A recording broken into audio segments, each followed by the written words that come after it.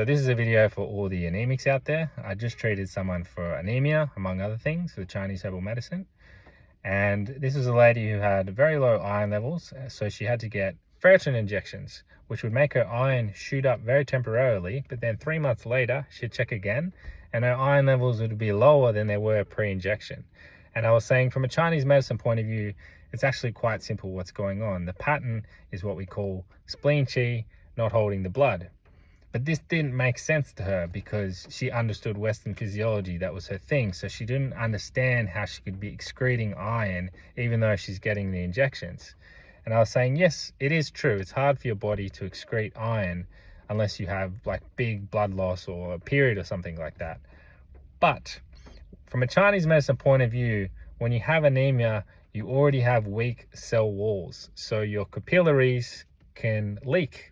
And when you have those leakages and hemorrhages, then what will happen is platelets will come along and try and plug that leakage, which means your red blood cells are under even more stress than they were before. So you're already anemic, so you've already got weak red blood cells.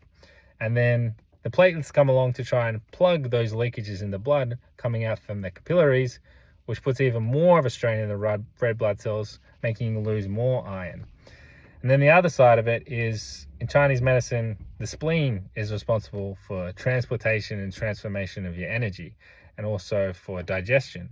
So you could be pumping anything in there, including iron, into your body. But if you don't have a strong spleen, strong digestion, and a healthy microbiome in your gastrointestinal tract, then it's not going to get absorbed properly. And if you combine that with a very common other pattern in Chinese medicine, what we call liver qi stagnation, which almost everyone has, and you can check if you have this. You can get your hands, you can go underneath your rib cage, and if you can fit your fingers underneath your rib cage easily, then you're probably fine. But if you can't, that means your liver is stressed. It's literally constricting and tightening. It means you got liver qi stagnation. Most people do. So in Western medicine, this is essentially just an excess of nitric oxide.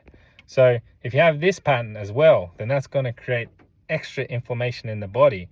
So if you are pumping more iron into the body, or the iron that was already there in the first place, then the iron can get trapped in that inflammation. So it's a double whammy. It's getting trapped in the inflammation.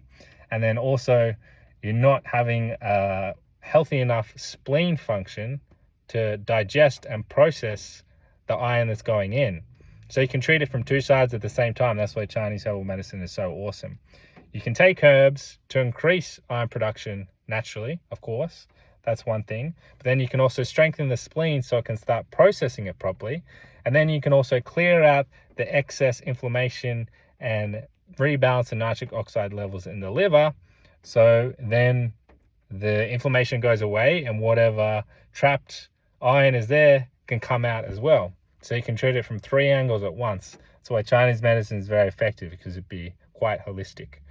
So yeah, if you're wondering what herbal formulas I used, it actually has to be different for every person based on what's going on in their microbiome. But for this lady in particular, I used a very common formula called Xiaoyasen, and then another formula also for endocrine system and kidneys called Lu Wei Du Huangwan. But you wouldn't normally do that. But in this case, it's very simple. You just need to get the liver qi flowing, reduce those excess levels out, and then you need to get the spleen functioning properly again. You need to boost the kidneys as well so it can support the whole process. Because in Chinese medicine, the body's like one giant big pump coming from the center. If the pump is healthy, and then you have good endocrine functions, you can think of like the Titanic, the furnace. The furnace is what powers the Titanic. If you have a good strong furnace and a good pump, it's gonna deliver good blood circulation to your head, to your peripheries, to everywhere. So you got those three things down when you're treating anemia, then it's a really good place to start. So if you are someone who struggles from anemia, and you're not understanding why your levels are so low, and you've tried all different kinds of diets, Chinese medicine could be a good thing for you. All right.